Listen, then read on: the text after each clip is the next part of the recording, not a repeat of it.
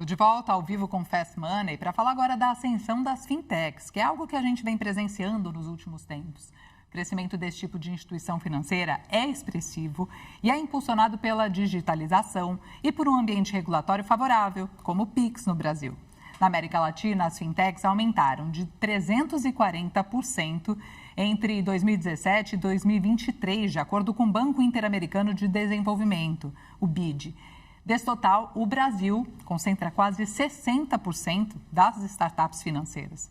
E um exemplo das fintechs presentes aqui no país é a QI Tech.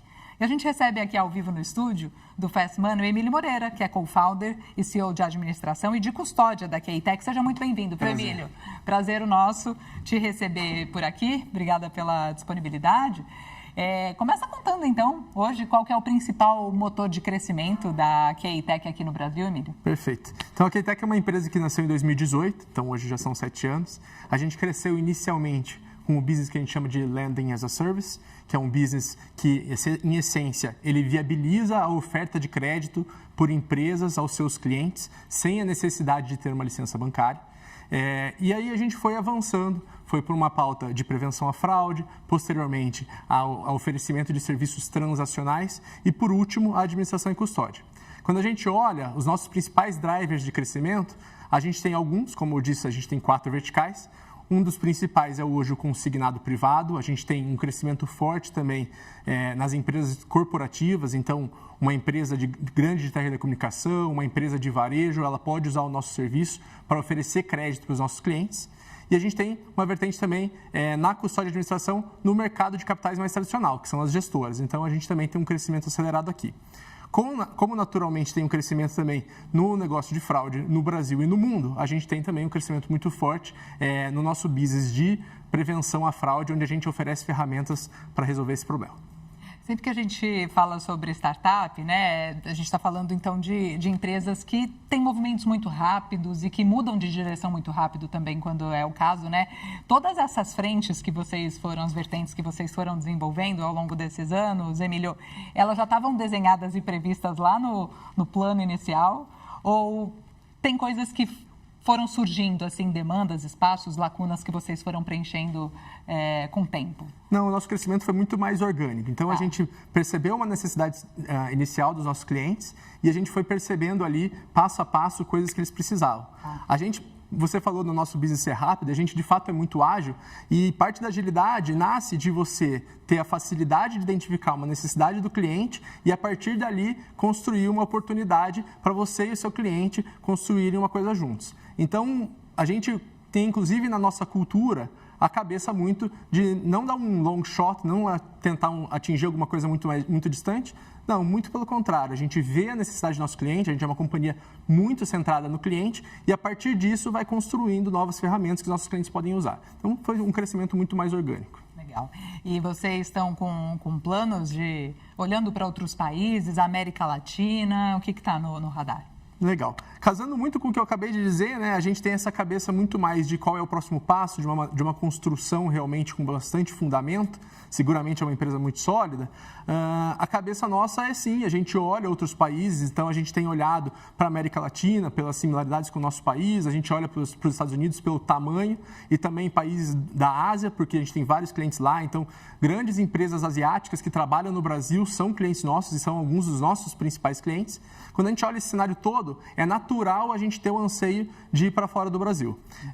Mas a gente, como eu disse, a gente é muito fundamentado. Então, seguramente, o caminho aqui é a gente encontrar uma oportunidade saudável com alguns dos nossos clientes ou um mercado com uma carência muito clara e, a partir disso, aí sim a gente colocar um pé lá fora e dar esse passo. Acho que é uma possibilidade, mas hoje não é necessariamente uma necessidade que a gente tem.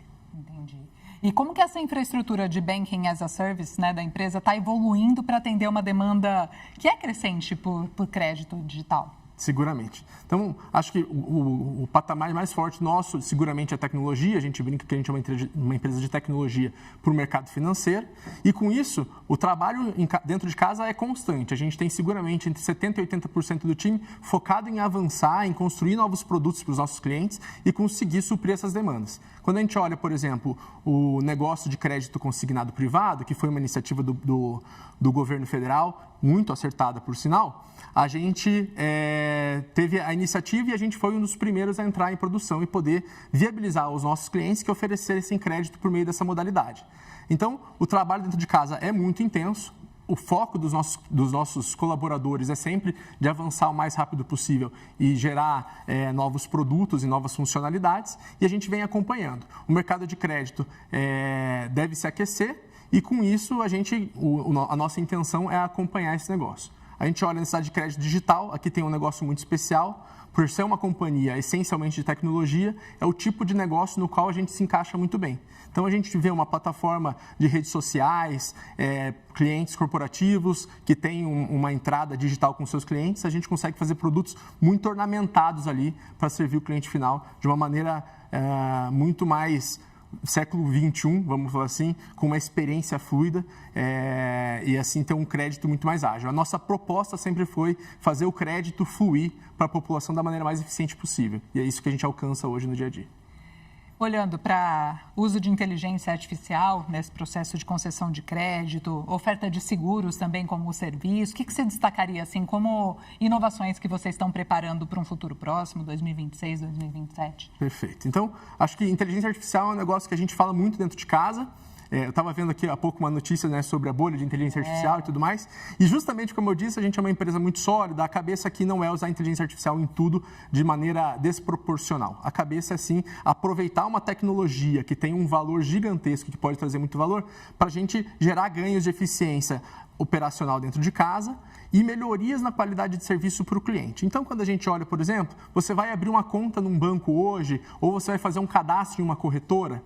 Se você é uma pessoa jurídica, por exemplo, você precisa fazer uma análise do contrato social ou do estatuto social para identificar os poderes daquela companhia.